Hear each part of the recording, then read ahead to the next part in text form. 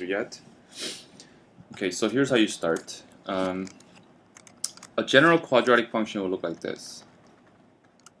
Right? Any quadratic function can be generalized as an ax squared plus bx plus c. Agreed? So if you plug in 0 in there, and if that's equal to 1, right, that means c is equal to 1. So we know so far that the function is ax squared plus bx plus 1. We don't know what a and b is. Okay, so if you put that in the integral, right, ax squared plus bx plus 1, it's a partial fraction integration. Okay, so let's proceed with the process of partial fractions, and perhaps we can find more about what a and b are. Okay, so then the setup is a x, b x squared, right?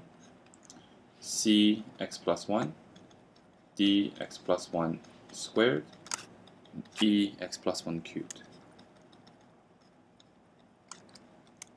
Okay, so combine this all, x squared, x plus 1 cubed, and it's not going to be pretty.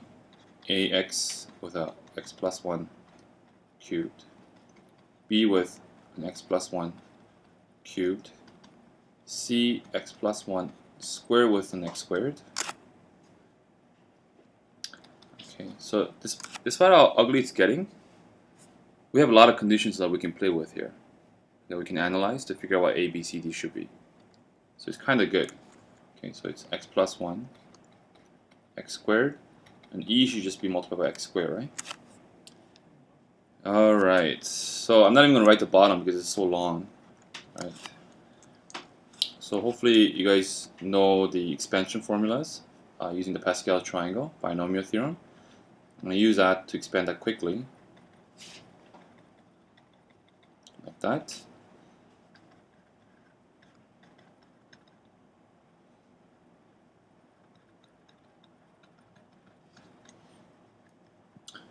Okay, and c x squared plus 2x plus 1. And d is going to be just x cubed plus x squared plus ex squared, right? All over the same thing. Okay, so let's carefully just collect. I think from here we can collect. The highest power is clearly 5, right? The highest power is 5. Because the leading power here in this whole expression is 3, and this is 2, right? Okay, so oh, sorry, since the bottom is 5, the top is 4. Sorry, that's what I meant, right? So, alright, so we have x to the power of 4. Alright, so there's 1 here, none here, there's 1 here. That's it, right? So it's going to be a plus c. Alright, next x cubed. Okay, so x cubed, there's going to be 1 there,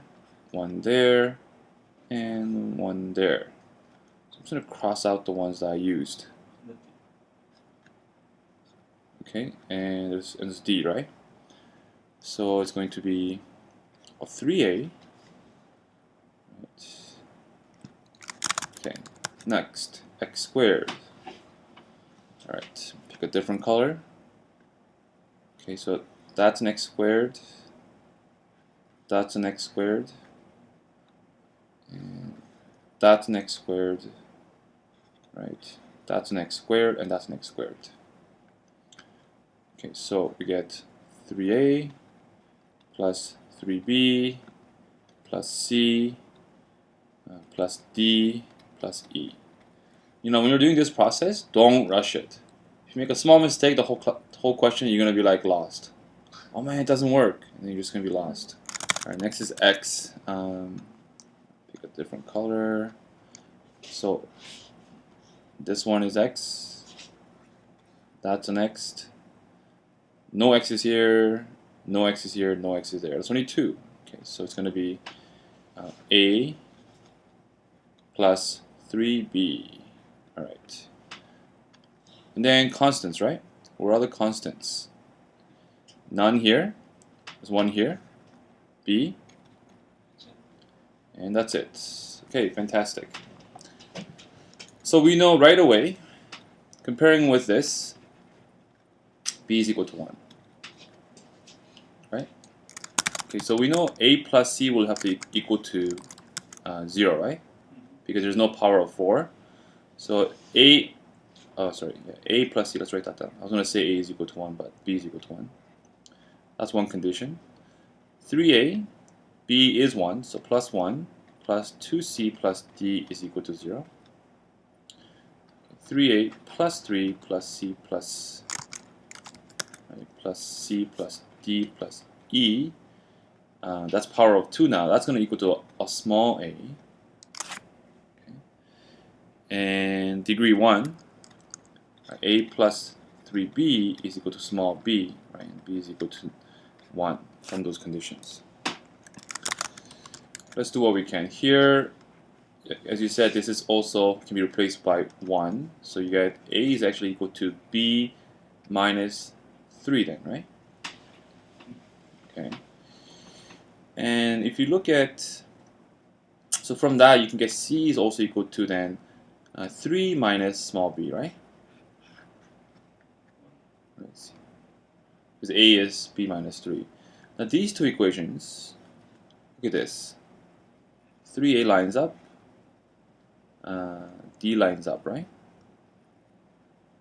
So if you just subtract those two equations, right, let's take this one, you're going to get 3a and d canceling out. So you have a 3 plus c plus e minus 1 minus 2c, right, is equal to a. So let me collect the c's here and the constants. That's 2 minus c plus e minus 1, I already did that, is equal to a, right? I already know what c is, right? It's 2 minus 3 minus b. Okay, so then e, so this is actually a minus 1 plus b. So e is equal to an a minus b plus 1.